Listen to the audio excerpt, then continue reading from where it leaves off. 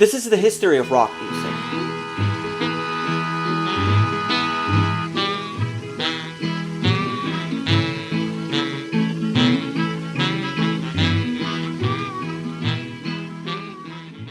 Before Elvis, before Chuck Berry, how did we get here? Rock and roll didn't just appear in the 1950s. It was the result of decades of American music blending and colliding. Black and white traditions, rural and urban sounds, sacred and secular themes. Let's rewind to the early 20th century. The blues was born in the Deep South from work songs, spirituals, and feel holler. By the 1910s and 20s, artists like W.C. Handy were publishing blues compositions, while players like Charlie Patton and Blind Lemon Jefferson shaped the raw personal sound of the Delta blues. But blues wasn't alone. Country music, then called hillbilly or old time, was developing in the rural South as well. It was built from Appalachian ballads, fiddle tunes, and church hymns. Jimmie Rodgers became one of its first stars, known for mixing folk storytelling with a bluesy delivery that connected with working class audiences. Right alongside Rodgers were A.P., Sarah, and Maybelle Carter, the Carter family, whose Bristol Sessions recordings turned front porch mountain music into pop culture, passing their three-part harmonies and Carter scratch guitar style straight down the line to future rock vocal groups. Gospel music was also growing in power, with its emotional intensity, call and response, and communal spirit. That energy would feed directly into rock and roll's sense of releasing catharsis. And then there was Boogie Woogie, a blues piano style with its strong rolling left-hand bass, an infectious rhythm that got people dancing. Pioneers like Meat Lux Lewis, Albert Emmons, and Pete Johnson made it popular in the 1930s and 40s. Its driving beat and energy directly influenced jump blues, early electric blues, and ultimately rock and roll itself. Jazz, too, was part of the foundation. Its swing rhythms, improvisation, and urban energy filtered into jump blues and R&B, setting the pace for what was to come. Artists like Count Basie, Cab Calloway, Duke Ellington, and Lionel Hampton brought big bang swagger to the dance floor, while small combo players like Illinois Jacquet and Louis Prima laid down grooves that would echo in early rock and roll. By the 1930s and 40s, jump blues was on the rise. Think of Louis Jordan and his Timpani 5, small band swing that was faster, funnier, and driven by a hard backbeat. It was dance music stripped down to essentials, setting the stage for rock and roll's rhythmic drive. Meanwhile, the electric guitar was changing everything. T-Bone Walker showed in the 1940s that you could make blues leap out of the speakers. In Chicago, artists like Muddy Waters and Howlin' Wolf electrified the Delta blues, giving it more grit and power, and inspiring a generation of younger players.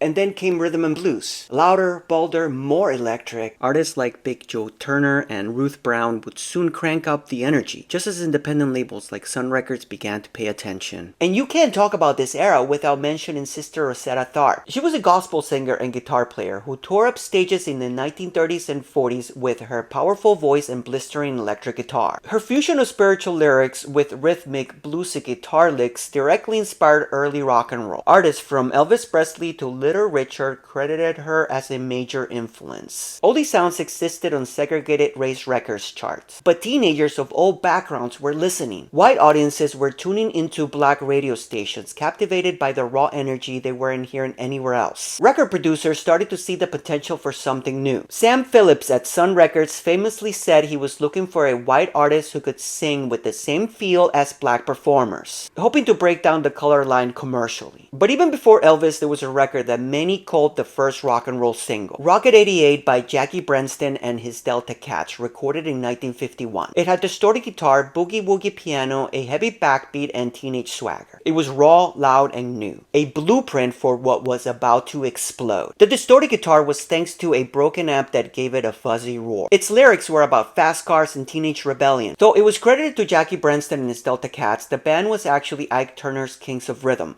with Ike on piano and as the session leader. Produced by Sam Phillips, it blended jump blues and electric Chicago blues with a raw, urgent delivery that felt brand new. It didn't invent rock and roll single-handedly, but it captured that moment where all these threads came together. Rocket 88 lit the fuse for what was about to explode in the 1950s. Of course, there were other songs before Rocket 88 that hinted at what rock and roll could be. You had Wynonna Harris's Good Rockin' Tonight in 1948, with its driving rhythm and swagger. Gory Carter's Rock a While in 1949 featured captured distorted electric guitar licks that were years ahead of their time. And Arthur Krupp's records, like That's Alright, would later inspire Elvis directly. These tracks didn't break through to mainstream wide audiences like later records would, but they carried the DNA of rock and roll. So as you can see, Rocket 88 didn't create rock and roll by itself, but it was the spark that lit the fuse. In the next episode, we'll look at what happened when that fuse went off, the birth of rock and roll in the 1950s, and the rise of legends like Chuck Berry, Little Richard, and Elvis Presley.